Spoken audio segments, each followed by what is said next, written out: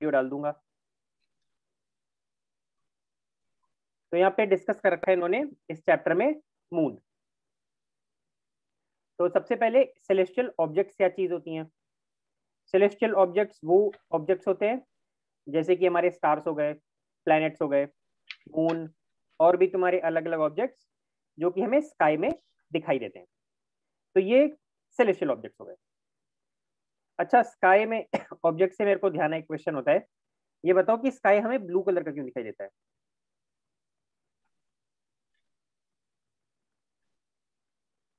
कोई जवाब दे सकता है स्काई का कलर ब्लू क्यों होता है। क्या बोल रहे हो वंश। स्पेस ब्लू कलर का होता है। नहीं नहीं, स्पेस अगर तुमने देखा होगा जो एस्ट्रोनॉट्स वगैरह होते हैं वो स्पेस में जाते हैं तो सब कुछ उनके आजू बाजू ब्लैक कलर का होता है। ठीक है, तो देखो स्पेस तो ब्लैक कलर का दिखाई देता है। जो भी तुम्हारे स्पेसशिप वगैरह में ऊपर जाते हैं लोग, तो वहां पे उनको सब कुछ ब्लैक दिखाई देता है। लेकिन अगर तुम लोग मान लो जैसे एरोप्लेन में जा रहे हो, ठीक है ना, दोनों की डिफरेंस समझो। अगर स्पेस शिप में तुम्हारे जो एस्ट्रोनॉट्स हैं उनको तो सब कुछ ब्लैक दिखाई देता है स्पेस में, ठीक है। लेकिन अगर एरोप्लेन में तुम जाओ तो तुम्हें अपने बाहर देखोगे तो सब ब्लू कलर का दिखाई दे रहा है। तो ऐसा कुछ सोच सकते हो क्या रीजन हो सकता है। थोड़ा दिमाग लगाओ अपना कि स्पेसशिप में अगर हम मान लो ऐसे समझो, अगर ये हमारी अर्थ है, ये अर्थ, ठीक है। अगर मैं अर्थ से थोड़ा सा ऊपर जा रहा हूं, मान लो यहाँ पे मेरा एरोप्लेन है, तो मुझे ब्लू कलर का दिखाई दे रहा है सब। लेकिन अगर मैं और ऊपर चला जाऊं, मान लो यहाँ पे इतनी हाइट पे आ जाऊं ग्राउंड से तो अब मुझे सब कुछ ब्लैक दिखाई दे रहा है, ठीक है ना, स्पेस ब्लैक कलर का। तो इसके पीछे कुछ कोई तुम में से रीजन सोच सकता है कि ब्लैक क्यों दिखाई दे रहा है।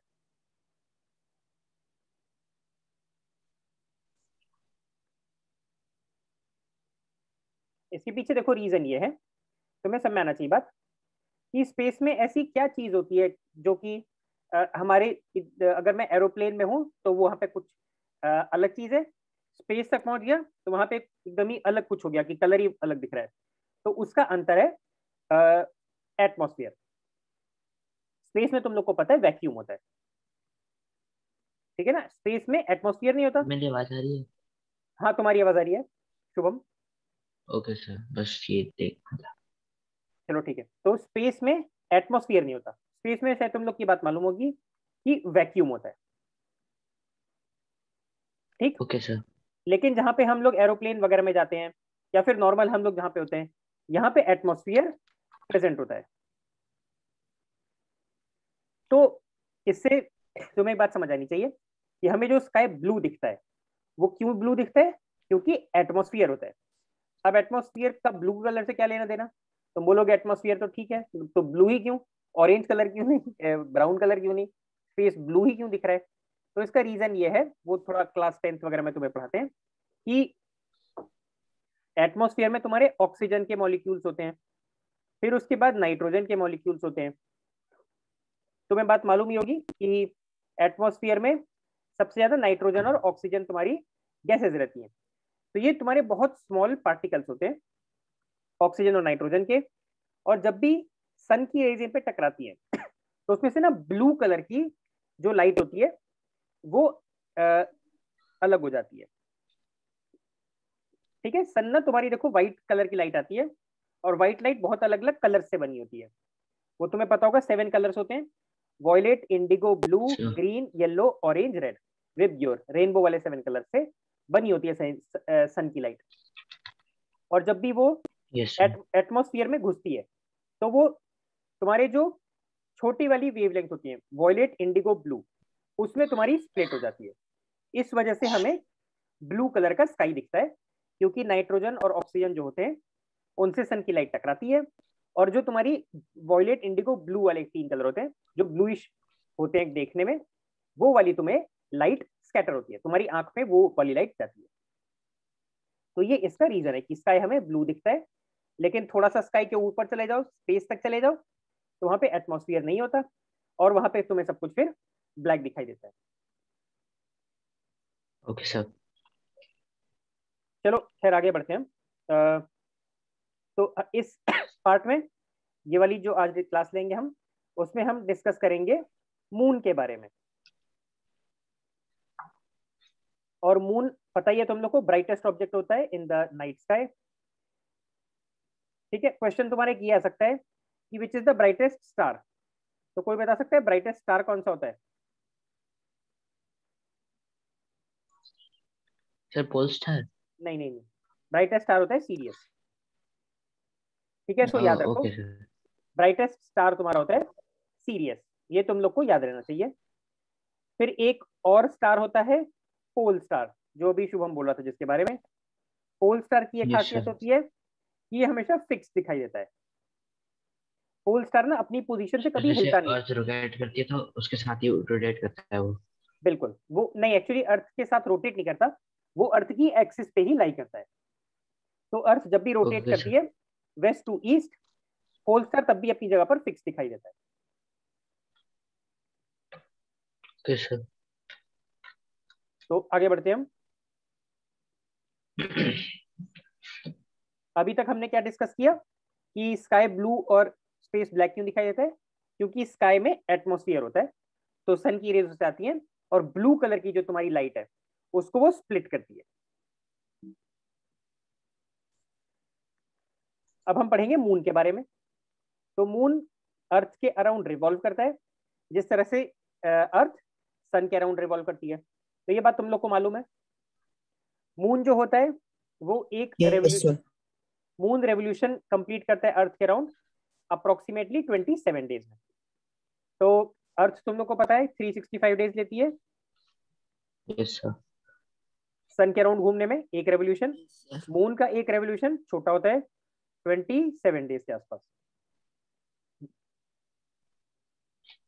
फिर मून की एक और चीज है कि मून का जो रोटेशन होता है अपनी एक्सिस के अबाउट, वो भी 27 डेज का ही होता है। तो मून का जो रोटेशन है और रेवोल्यूशन है, दोनों ही तुम्हारे अप्रोक्सीमेटली लगभग 27 डेज का रहता है।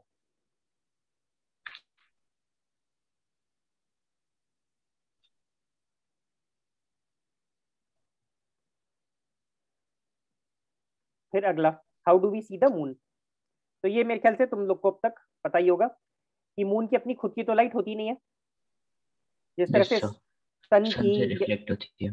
बिल्कुल, जिस तरह से सन की या बाकी तुम्हारी लाइट्स रिफ्लेक्ट होती हैं, सॉरी सन और स्टार की अपनी खुद की लाइट होती है, लेकिन मून की अपनी खुद की यस लाइट सर। नहीं होती। सर हाँ बोलो सब भाई। प्लैनेट्स की भी ना। हाँ सर मुझे एक सर डाउट है सर कि हाँ जैसे यूएस, जैसे इंडिया में अभी सर 9:40 हो रहा है सर, और हाँ यूएस में कुछ अहेड हो गया या पीछे होगा सर टाइम। हाँ। तो सर उसमें ऐसा क्यों है सर कि यूएस अहेड ये पीछे है हमारे? क्योंकि अर्थ पे जब तुम्हारा क्योंकि देखो अर्थ को ना हमने अलग अलग टाइम जोन्स में बांट रखा है। तो सॉरी, यस तुम्हारा सर। क्या होता है कि अगर मान लो एक अर्थ तुमने बनाई, उसके तुमने पता होगा कि लॉन्गिट्यूड्स होते हैं और लैटिट्यूड्स होते हैं। ठीक है, तो यस सर। लॉन्गिट्यूड्स के हिसाब से तुम्हारे टाइम जोन्स बटे हुए हैं। तो जैसे जैसे तुम्हारा आगे बढ़ते जाओगे तुम, वैसे वैसे सन की लाइट आती रहती है। समझ आई बात? पहले एक जगह पे तुम्हारी सूरज की रोशनी यस सर। पड़ेगी, जैसे जापान में सबसे पहले दिन तुम्हारा स्टार्ट होता है। फिर उसके बाद तुम जैसे जैसे आगे बढ़ते जाओगे, एक एक तुम लॉन्गिट्यूड पे आगे बढ़ते रहोगे, उससे 15-15 मिनट का ना टाइम का डिफरेंस आता रहता है। Okay sir. यस तो सर। इंडिया और यूएस में बहुत सारे लॉन्गिट्यूड्स पड़ते हैं, तो उससे तुम्हारा टाइम का डिफरेंस आता है। Okay sir. दिव्यम को कोई डाउट है? बोलो दिव्यम। Yes sir. सर मेरे को ये जानना था सर, जैसे हमारे इंडिया में अभी दिसंबर में सर्दियां हो रही है सर, हाँ ऑस्ट्रेलिया में सर अभी गर्मियां हो रही है सर, ऐसा? अच्छा, ये वाला सेम चीज मैंने कल वैसे एक्सप्लेन की थी शुभम को, लेकिन वापस से वही चीज पढ़ लेते हैं। देखो क्या होता है कि कोई भी प्लेनेट है, चलो मान लो अर्थ की बात करते हैं, बाकी की प्लेनेट की बात करें। मान लो ये हमारा सन है, ठीक है। तो सन को मान लो मैं ऐसे करके यहाँ पे ऐसे दिखा दूं, ये सन है येलो कलर का। अरे ये थोड़ा खराब डायग्राम बन गया। तो ये देखो, ये तुम्हारा सन, ठीक है। अब इसके आजू बाजू अर्थ घूमती है, तो अर्थ का एक ऑर्बिट बना देते हैं। देखो ये अर्थ है, ठीक। अब अर्थ जब इसके आजू बाजू घूमेगी, अर्थ को मैं ब्लू कलर का दिखा देता हूं, ये हमारी अर्थ है। अब होता क्या है कि कुछ कुछ ऐसे टाइम आते हैं जब देखो यहाँ पे तुम्हारी अर्थ में ऑस्ट्रेलिया और इंडिया ना तुम्हारे अलग अलग तुम्हारे साइड पे पड़ते हैं,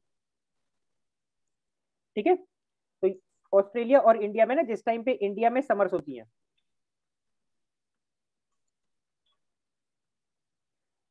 इंडिया में समर कब होती है, जुलाई अगस्त वगैरह में।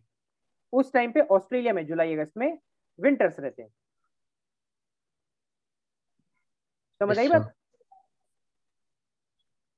ऐसा क्यों हो रहा है? यस और सर। इंडिया में जब तुम्हारे दिसंबर के टाइम पर विंटर होते हैं, ऑस्ट्रेलिया में उस समय समर होते हैं। तो तुम्हारा क्वेश्चन है कि ऐसा क्यों हो रहा है, इसका क्या लॉजिक है? तो देखो इसके पीछे ये लॉजिक है कि जब अर्थ सन के अराउंड चक्कर लगाती है, तो यहाँ पे तुम्हारा ऑस्ट्रेलिया और पीछे वाली साइड इंडिया है। अब जब अर्थ ना सन के अराउंड चक्कर लगा रही है, तो वो अपनी ऐसी पोजीशन पे घूमती है। तो देखो ये अगली थोड़ा सा आगे अगर अर्थ और बढ़ेगी तो वो कहाँ पहुंचेगी? थोड़ा सा आगे बढ़ के मान लो अर्थ ऐसे आ गई, फिर थोड़ा सा आगे और ऐसे आ गई, फिर थोड़ा सा आगे और बढ़ के ऐसे आ गई। हर बार इंडिया पीछे वाली साइड पड़ेगा। तो हर बार मैं इंडिया को दिखाता जाऊं, कहाँ पे इंडिया, ये इंडिया और ये ऑस्ट्रेलिया। फिर बना दिया हमने इस तरफ इंडिया, इस तरफ ऑस्ट्रेलिया, फिर इस तरफ तुम्हारी इंडिया, इस तरफ ऑस्ट्रेलिया, फिर इस तरफ अर्थ और आगे बढ़ती जा रही है, तो हमने बना दिया इस तरफ इंडिया, सॉरी यहाँ पे तुम्हारी इंडिया और पीछे वाली साइड ऑस्ट्रेलिया, ठीक है ना। ऑस्ट्रेलिया हर बार लेफ्ट साइड है, ध्यान दो। फिर उसके बाद और हम आगे बढ़ते गए और आगे बढ़ते गए, तो हर बार देखो इंडिया तुम्हारी राइट साइड पे, ऑस्ट्रेलिया लेफ्ट साइड पे है। तो यहाँ पे फिर से तुम पहुंचोगे, इस साइड इंडिया, दूसरी साइड ऑस्ट्रेलिया, फिर इस साइड इंडिया और दूसरी साइड ऑस्ट्रेलिया। अब देखो यहाँ तक इतने सारे मैं सन अर्थ का चक्कर काट दिया, तो सन के अराउंड लगभग 6 महीने हमने घूम लिए, ये लगभग आधा हमने रेवोल्यूशन कंप्लीट किया है।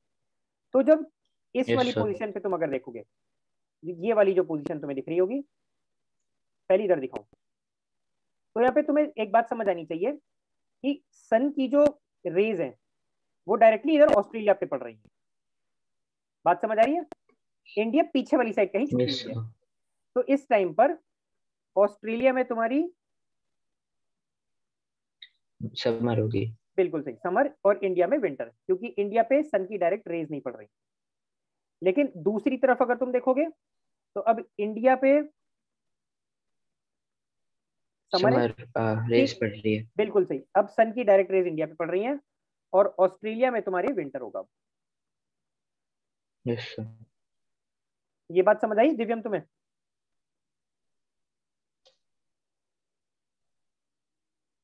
बाकी लोग को भी समझ आया? वंश तुम्हें समझ आया? Yes sir. तो ये असली रीजन होता है कि अर्थ पे सीजन क्यों होते हैं, समर और विंटर क्यों आते हैं। अक्सर बच्चों को ना एक ये Yes. हमेशा गलत जवाब देते हैं जब भी मैं उनसे पूछता हूँ कि अर्थ पे समर्स एंड विंटर क्यों आते हैं। तो उसका जवाब अक्सर बच्चे ये देते हैं कि समर्स पड़ते हैं जब अर्थ सन से क्लोजेस्ट होती है,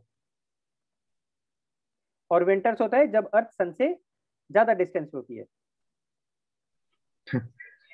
ठीक है, तो ये बिल्कुल रॉन्ग Yes, आंसर sir. है। क्यों? क्योंकि इस डायग्राम से तुम्हें समझ में आ रहा होगा कि सन से सबसे पास अर्थ कौन से टाइम पे होती है। वो तुम्हें दिख रहा होगा कि सन से सबसे पास तो अर्थ एक्चुअली यहाँ पे है जब ये है, लेकिन इधर ना इंडिया में ना ऑस्ट्रेलिया पे समर पड़ रही है। ये और वैसे डिटेल में ना तुम ये सब नेट पे पढ़ लेना, लेकिन अभी के लिए इतना ये रीजन बिल्कुल करेक्ट है जो मैंने अभी तुम्हें एक्सप्लेन किया। Okay, sir. तो how do we see the moon? Moon को हम इसलिए देखते हैं क्योंकि सन की उस पर लाइट पड़ती है और सन की फिर लाइट वो रिफ्लेक्ट करता है और वो फिर हमारी आंख तक पहुंचती है। तो मून ना अक्सर कंप्लीटली हमें दिखाई नहीं देता है, कुछ कुछ पार्ट ही होता है मून का जो हमें दिखाई देता है। जैसे यहाँ पे ना तुम्हें एक जो ये शेप बना हुआ है, तुम्हें देखो ऐसी शेप का मून इस समय दिखाई दे रहा है, और पीछे वाला जो तुम्हारा है ये तुम्हारा विजिबल नहीं है। तो देखो यस ये सर। ऐसे शेप का हमें मून दिखाई दे रहा है, इस शेप को हम बोलते हैं क्रेसेंट। Yes sir. ठीक है, ये क्रेसेंट शेप है।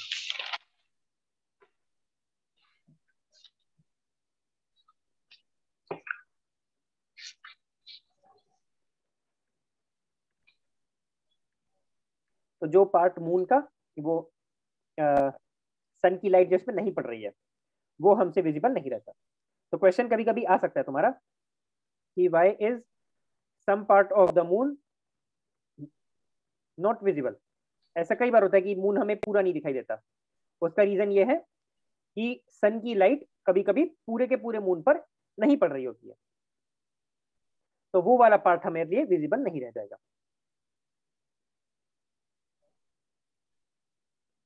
Okay sir. उसके बाद फेजेस ऑफ द मून। तो फेजेस ऑफ द मून क्या होता है कि मून ना हमें कभी कभी तो छोटा दिखता है, कभी कभी पूरा गोल दिखता है, कभी कभी क्रेसेंट शेप में दिखाई देता है।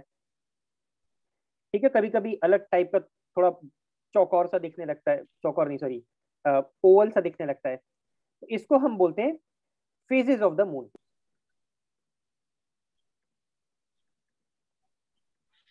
ठीक है, ये हमारा नेक्स्ट टॉपिक है फेजेस ऑफ द मून। तो कुछ कुछ दिनों पे पूरा का पूरा मून हमें दिखाई देता है। जैसे कि यहाँ पे इस डायग्राम में अगर तुम देखो तो यहाँ पे हमें पूरा मून दिखाई दे रहा है। इसको मैं क्या बोलूंगा? Full moon. और कभी कभी मून हमें बिल्कुल नहीं दिखाई देता, न्यू मून। तो यहाँ पे देखो मून बिल्कुल भी दिखाई नहीं दे रहा मैं। तो जब हमें पूरा का पूरा मून दिखाई देता है तो हम उसको क्या बोलते हैं? Full moon day. इसको ध्यान रखो, ये एग्जाम में आ सकता है, तुम्हारे एग्जाम में आ जाएगा what is full moon day. तो फुल मून नाम से ही पता तुम्हें चल रहा होगा, फुल मून मतलब कि पूरा का पूरा मून। तो हमें पूरा मून दिखाई दे रहा है। और कभी कभी तुमसे मान लो किसने पूछ लिया what is new moon day. New moon का मतलब न्यू से समझ लो नो मून। ठीक है ना, न्यू मून नो मून थोड़ा सा सिमिलर सा साउंड कर रहा है, तो ऐसे याद रखने का तरीका है। न्यू मून का मतलब नो मून, कोई मून नहीं दिखाई दे रहा हमें। ठीक, फुल मून का मतलब पूरा का पूरा मून। विष्णु बोल रहा है आई एम हियर। हाँ ठीक है, कोई बात नहीं विष्णु। तो इसको ये ध्यान रख लो, फुल मून का मतलब होता है पूरा का पूरा मून हमें दिख रहा है। और न्यू मून का मतलब ऐसे याद करने के लिए तरीका है, न्यू मून और नो मून एक साथ याद कर लो कि हमें मून दिखाई नहीं दे रहा, नो मून। Okay sir.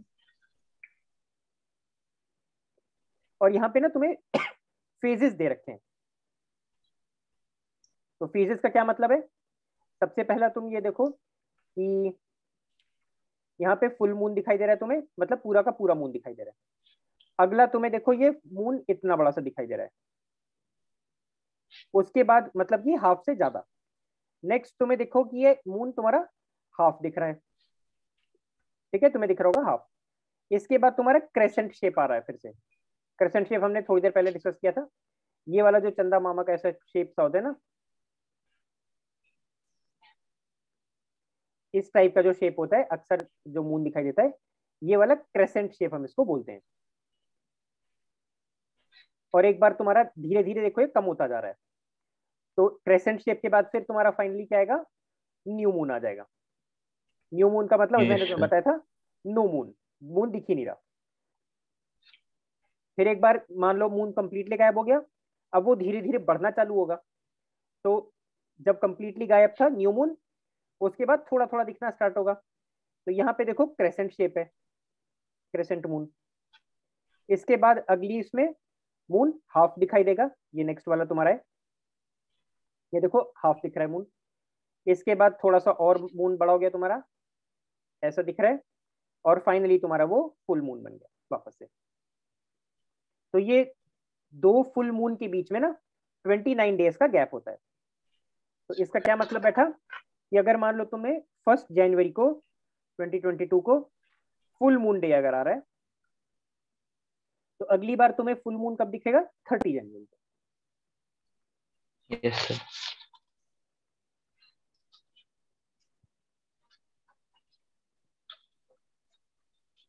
ठीक है, ऐसा क्यों? क्योंकि लगभग 29 डेज का टाइम होता है दो फुल मून के बीच में। Okay sir. आगे बढ़ते हैं। तो मोस्ट ऑफ द डेज हमें मून का ना सिर्फ एक छोटा सा पार्ट दिखाई देता है, इसको हम क्या बोलते हैं? Crescent moon. और हर मून डे के बाद मून धीरे धीरे तुम्हारा बढ़ता जाता है। न्यू मून डे अभी मैंने तुम लोग को बताया था। न्यू मून और नो मून एक साथ याद रख लो कि न्यू मून मतलब कि नो मून, हमें दिखाई नहीं देता मून। इसके बाद मून तुम्हारा धीरे धीरे बढ़ने लग जाता है नो मून डे के बाद।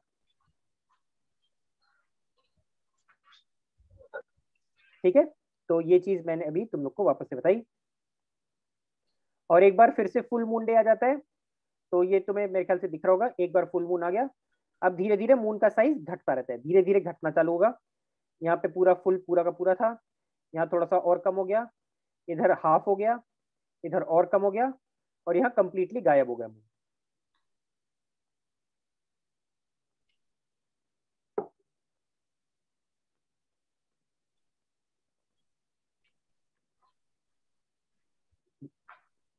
इसके बाद न्यू मून डे। तो न्यू मून डे कब आता है? जब मून इस तरह की सिचुएशन में हो कि सन से जो लाइट आ रही है वो कंप्लीटली हमें उस पर वो ढक जा रही है। मतलब कि यहाँ पे ये वाला तुम्हारा, अगर तुम फिगर देखोगे ना तुम्हें समझ आएगी बात। यहाँ पे देखो न्यू मून डे यहाँ पे हो रहा है, यहाँ पे नीचे हमारी अर्थ है और सन देखो ऊपर की तरफ है। तो सन से जितनी भी रेज आएंगी वो कोई भी ऐसी नहीं आ पा रही है कि मून पे जहां पड़ रही हो वो रिफ्लेक्ट करके अर्थ पे आए। इसका मतलब समझो क्या हो रहा है। सपोज अर्थ यहाँ पे है, यहाँ की जगह मान लो यहाँ पे होती है अर्थ। ठीक है, मान लो अर्थ तुम्हारी यहाँ पे होती है। अब इस बात को समझो, सन की जो तुम्हें यहाँ पे लाइट दिख रही होगी, सन की लाइट ऐसे आकर यहाँ पे मून पे पड़ी, ठीक, और फिर मून से टकरा के ये वापस अर्थ पे दिखती। तो तुम्हें समझ में आ रहा होगा यहाँ पे मून हमें आराम से विजिबल होता अगर अर्थ इस पोजीशन पे होती जहां पे मैंने अभी बनाया येलो कलर से। ठीक है ना, अर्थ अगर ये वाली पोजीशन पे होती तो हमें आसानी से मून दिखाई देता। मून पे यहाँ पे लाइट पड़ती और वो रिफ्लेक्ट होके हमें दिखता मून। लेकिन जब अर्थ इस पोजीशन पे तुम्हें दिख रही है, तो यहाँ पे ना जहां पे जितने पोजीशन पे मून पे लाइट पड़ रही है, ये ऊपर वाला जो उसका हिस्सा है व्हाइट कलर का, ये बिल्कुल भी लाइट टकरा के ऐसे रिफ्लेक्ट हो ही नहीं पाएगी कि वो अर्थ तक पहुंच पाए। ठीक है ना, यहाँ पे लाइट तुम्हारी टकराएगी, वो मान लो कुछ इधर रिफ्लेक्ट होगी, और इधर से मान लो लाइट टकरा के मान लो इधर रिफ्लेक्ट होगी, इधर रिफ्लेक्ट होगी, लेकिन ऐसे जस्ट पीछे थोड़ी लाइट जा पाएगी रिफ्लेक्ट होकर। समझे बात को? तो इस सिचुएशन में yes sir. New moon day आ रहा है कि हमें बिल्कुल भी मून पे जहां पे भी लाइट पड़ रही है, नहीं दिख रहा। हाँ, वो रिफ्लेक्ट होकर अर्थ तक नहीं पहुंच पा रही। इसके लिए पूरा का पूरा लाइट को, एक तो पहले सन से लाइट जब पड़ेगी उसके बाद सन से लाइट टकरा के वापस गोल घूम के ऐसे अर्थ पे आना पड़ेगा। तो लाइट ऐसे गोल थोड़ी घूमती है, लाइट तो स्ट्रेट लाइन में ट्रेवल करती है, तो यस इसलिए ये सर। पॉसिबल नहीं हो पाएगा।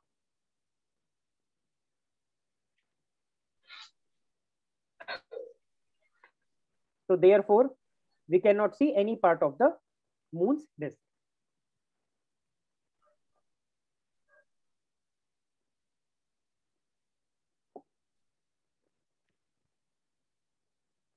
इसके बाद आता है full moon day. Full moon day अभी तक तुमने अभी तक समझ में आ गया होगा कि फुल मून डे का मतलब पूरा का पूरा मून दिखाई देता है, फुल पूरा मून। तो on a full moon day पूरा का पूरा मून का हमें पार्ट दिखाई देता है।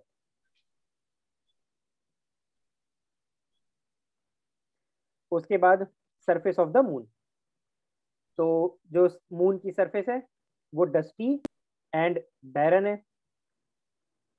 फिर उसके बाद देयर इज नो एटमॉस्फेयर, वहां पे कोई भी तुम्हारी गैस वैस नहीं होती, कोई भी मून पे वाटर वगैरह भी नहीं है, पानी वगैरह का कुछ जुगाड़ नहीं है, व्यवस्था नहीं मून पे। और मून पे गड्ढे ही गड्ढे हैं, अलग अलग तुम्हारे फिर माउंटेन्स वगैरह हैं। और मून मतलब बड़ी बेकार जगह है, जाने लायक नहीं है। तो मून की जो तुम्हारी सरफेस है बहुत ही डस्टी है, धूल वूल है, मिट्टी विट्टी है। सर मून पे जमीन खरीद सकते हैं? जमीन करीब जा ट्राई करना तो सस्ती मिल जाएगी वैसे। ज्यादा कोई बायर वगैरह तो होंगे नहीं वहाँ पे, तो तुम ले लेना। सर मून की सरफेस ठंडी भी होती है? मून की सरफेस हाँ ठंडी होगी। कोई रीजन बता सकते हो तुम में से क्यों? Why would moon surface be cold? कोई रीजन तुम में से दे सकता है कि ठंडी क्यों होगी?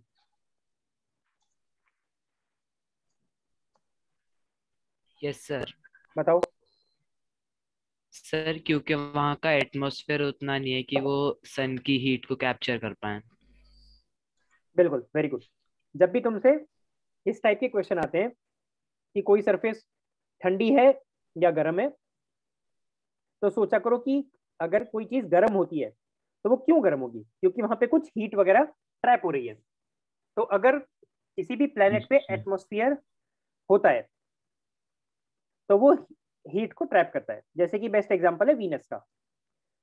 वीनस का तुम्हारा जो पूरा एटमॉस्फेयर है वो कार्बन डाइऑक्साइड से भरा हुआ है, और कार्बन डाइऑक्साइड बहुत जबरदस्त yes sir. Green house gas है।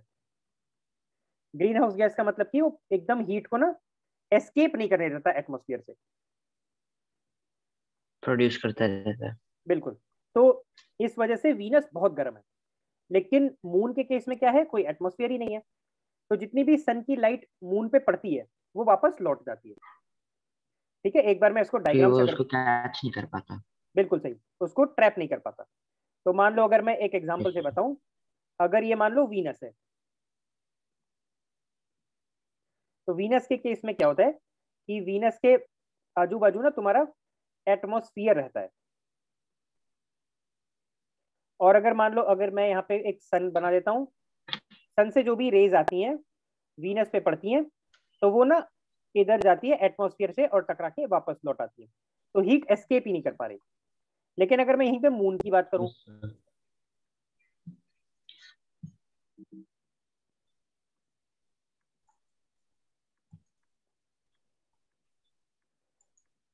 अगर मैं यहाँ पे मून की बात करूं,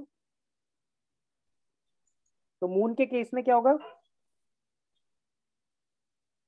मून में तुम्हारा कोई भी एटमॉस्फेयर ही नहीं है। ठीक, तो तुम्हारी सन अगर मैं यहाँ पे बनाता हूं,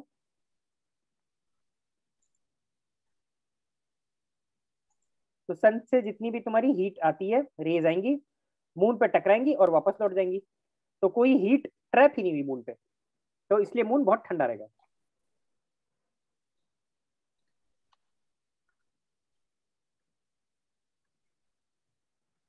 तो ये इस चैप्टर का ना पहला पार्ट हो गया मून के बारे में। अब आगे बढ़ते हैं। इस ओके चैप्टर का सर। नेक्स्ट पार्ट है आर्टिफिशियल सैटेलाइट। तो हमने अभी पढ़ी natural satellite. Natural satellite, sorry sorry, solar system में और अदर बॉडीज जो हैं, अब इस पार्ट में नेक्स्ट चैप्टर में नेक्स्ट पार्ट वो है। तो अदर बॉडीज कौन कौन सी डिस्कस कर रखी है उन्होंने? एक तो एस्टेरॉइड्स, ये वाला पार्ट बहुत आसान है, तुम लोग को ज्यादातर पहले से पता होगा ये। फिर कॉमेट्स होते हैं, फिर मीटियोर्स होते हैं, फिर अदर बॉडीज में आर्टिफिशियल सैटेलाइट्स वगैरह भी आती हैं। फिर यस एक और सर। ये आर्टिफिशियल सैटेलाइट्स हैं। तो ये हम तो इसके बारे में पढ़ते हैं। वैसे आर्टिफिशियल सैटेलाइट से ना तुम लोग ने एक मूवी शायद देखी होगी, ग्रेविटी। एक इंग्लिश मूवी है ग्रेविटी, वो इस चीज पे बेस्ड है यस सर कि देखिए। Yes sir. अच्छा चलो अच्छी बात है। वो स्पेस डेब्री के ऊपर है। स्पेस डेब्री का मतलब कि स्पेस में ना बहुत सालों से, 50 साल से हम अपनी सैटेलाइट्स वगैरह भेज रहे हैं, और बहुत सारी सैटेलाइट वगैरह टूट फूट जाती हैं, और वो बहुत तेज स्पीड पे अर्थ का चक्कर लगाती रहती है, बहुत तेज स्पीड पे, thousands of kilometre per hour की स्पीड पे ट्रेवल करती है। और अगर वो किसी भी चीज से अगर टकरा जाए तो वो ना एकदम चकनाचूर कर देंगे उसे। तो इसको बोलते हैं स्पेस डेब्री। इतनी इतनी बड़ी बड़ी चीजें ना तुम्हारी बहुत गोली की स्पीड पे घूमती रहती हैं स्पेस में। और जितनी कोई नई सैटेलाइट मान लो हमने भेजी, और पुराना जो ऐसे स्पेस डेबरी घूम रहा है, गोली की स्पीड से इतनी बड़ी बड़ी तुम्हारी चीजें घूम रही हैं साइज में, इतनी बड़ी बड़ी सी, वो पूरी सैटेलाइट को एकदम तहस नहस कर देगी। तो आजकल ये काफी बड़ा वहाँ पे डिस्कशन भी है। फ्रिक्शन नहीं होता क्या? क्या बोल रहे हो? वहाँ पे फ्रिक्शन नहीं होता? फ्रिक्शन तो देखो अलग चीज हो गई, वो तो यहाँ पे नहीं लगेगा स्पेस डेबरी के केस में। लेकिन ये काफी बड़ा ओके। साइंटिस्ट लोग के लिए इशू है कि स्पेस में बहुत ज्यादा हमारा स्पेस डेबरी है, बहुत गोली की स्पीड पे बहुत तुम्हारी करोड़ों पार्टिकल्स घूम रहे हैं बहुत सालों से। रफ्तारों से। बिल्कुल। तो कोई भी सैटेलाइट वगैरह जो हम भेजते हैं उसमें टकरा के बहुत सारी सैटेलाइट सब तुम्हारी खराब हो रही है। तो एक तरह से हमने स्पेस में भी बहुत ज्यादा पॉल्यूशन कर दिया है स्पेस डेबरी से। Yes sir. इसकी मैंने कुछ दिन पहले एक वीडियो देखी थी यूट्यूब पे, तो काफी अच्छी थी, इंटरनेशनल मीडिया की किसी की थी, मैं वो भेज दूंगा ढूंढ के लिंक कभी, तुम लोग भी देखना वीडियो। Okay sir. तो चलो ये खैर आगे बढ़ते हैं। अदर सेलेस्टियल बॉडीज हम कौन कौन सी डिस्कस करेंगे? एस्टेरॉइड्स, कॉमेट्स और मीटियोर्स। Comets meteor. बाकी इनके अलावा हम जो खुद से आर्टिफिशियल सैटेलाइट भेजते हैं ह्यूमंस, फिर वो देखेंगे। तो एस्टेरॉइड्स क्या है? एस्टेरॉइड्स है हमारे जुपिटर और मार्स के बीच में ना एक बहुत बड़ा गैप है। तो यहाँ पे तुम्हें दिख रहा होगा इस डायग्राम में एक एस्टेरॉइड्स की पूरी बेल्ट है, ये तुम्हें दिख रही होगी, ये वाली तुम्हारी यहाँ से यहाँ तक ये बेल्ट जा रही है। Yes sir. ठीक है, तो ये हमारी एस्टेरॉइड बेल्ट है। इसके बीच में तुम्हें दिख रहा होगा बहुत छोटे छोटे से ना बहुत सारे तुम्हारे एस्टेरॉइड्स हैं। एस्टेरॉइड्स का मतलब होता है तुम्हारी छोटी छोटी, मान लो 2 किलोमीटर या 4 किलोमीटर इस साइज का तुम्हारे स्फीयर जैसे तुम्हारे। तो वो बहुत तेज स्पीड पे सन का चक्कर लगाते हैं मार्स और जुपिटर के बीच में। कोई मान लो 5 किलोमीटर का है, कोई मान लो 10 किलोमीटर का है। तो ये सारे तुम्हारे एस्टेरॉइड्स होते हैं, बड़े बड़े तुम्हारे कंकड़ पत्थर, बहुत बड़े बड़े, 10-10 किलोमीटर बड़े बड़े, उतने बड़े तुम्हारे एस्टेरॉइड्स घूमते रहते हैं। अच्छा, asteroids can only be seen by large telescopes. बड़े बड़े टेलीस्कोप से हम एस्टेरॉइड्स को देख सकते हैं, अदरवाइज वो विजिबल नहीं होते। इसके बाद कॉमेट्स। तो कॉमेट्स तुम्हारे सन के अराउंड घूमते हैं एलिप्टिकल ऑर्बिट्स में। एलिप्टिकल ऑर्बिट का मतलब ओवल शेप, ठीक है ना। एक तुम्हारा शेप होता है सर्कल, ये वाला शेप होता है, ये सर्कल होता है। दूसरा एक तुम्हारा ना ऐसे एलिप्टिकल शेप होता है, मतलब अंडे जैसा शेप।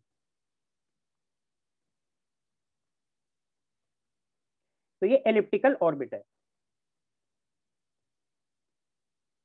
सन के अराउंड ओके सर। कॉमेट्स घूमते हैं, वो इस टाइप के अंडे शेप के ऑर्बिट में घूमते हैं। और इनका जो पीरियड ऑफ रेवोल्यूशन होता है वो बहुत लंबा होता है। सन के अराउंड जो इनका ये एक रेवोल्यूशन कंप्लीट होता है, बहुत इन्हें टाइम लगता है।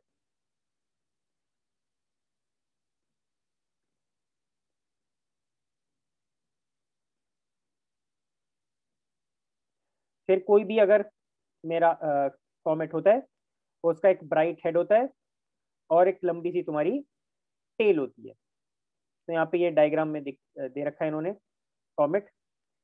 फिर जैसे जैसे हमारी टेल और लंबी होती रहती है, तो ये तुम्हारी सन से दूर की साइड डायरेक्ट होती है। तो इसका अगर बेटर डायग्राम मेरे ख्याल से अगर नेट पे मिले तो वहां पे देखते हैं।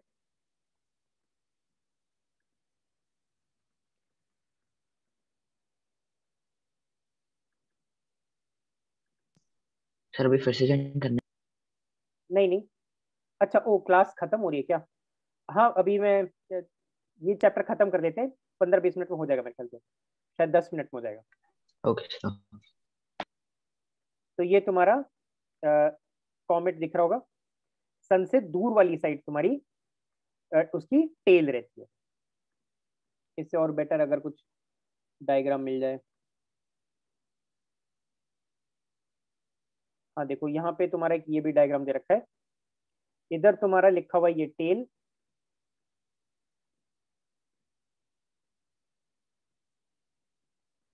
और देखो सन हमारा इधर कहीं है, मान लो यहाँ पे हमारा कहीं सन है,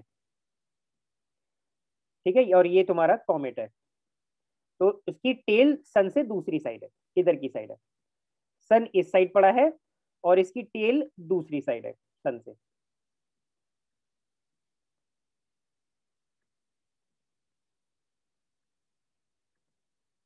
तो ये चीज ध्यान रख लो कि कॉमेट की जो टेल होती है वो सन से ना अलग साइड पे, उल्टी साइड पे पड़ती है।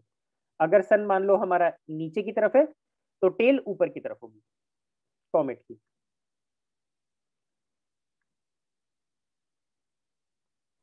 सर कॉमेट में न्यूक्लियस क्यों है? न्यूक्लियस ऐसा कुछ वो सेल वाला न्यूक्लियस नहीं है, बस हमने डिफाइन कर दिया कि उसका जो बीच वाला पार्ट है उसको न्यूक्लियस बोल देते हैं, बस उसको ओके सर। टर्म नाम दे दिया कि वो एक न्यूक्लियस है, मतलब बीच वाला जो मेन पार्ट है उसका वो न्यूक्लियस नाम दे दिया, अदरवाइज ऐसा कुछ वो नहीं है कि सेल वाला न्यूक्लियस। तो न्यूक्लियस हम देख रहे थे, तो इसमें क्या क्या सर न्यूक्लियस। कोमा क्या है ये? कोमा कॉमेट का तुम्हारा singular form, sorry plural form को कोमा बोलते हैं।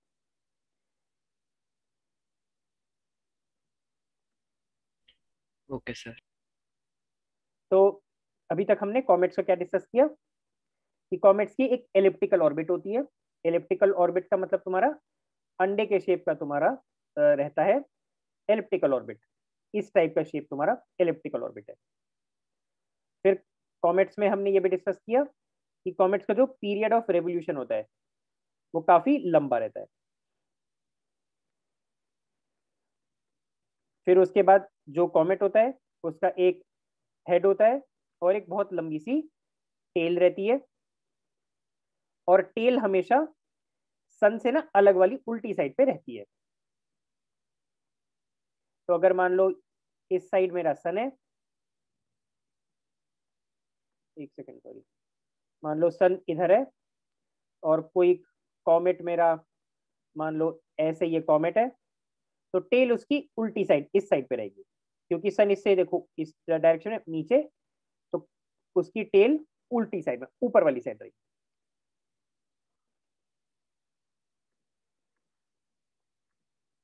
अरे वैसे ये टाइमिंग खत्म हो रही है, एक बार मैं दूसरी लिंक भेजता हूँ, ज्वाइन कर लो।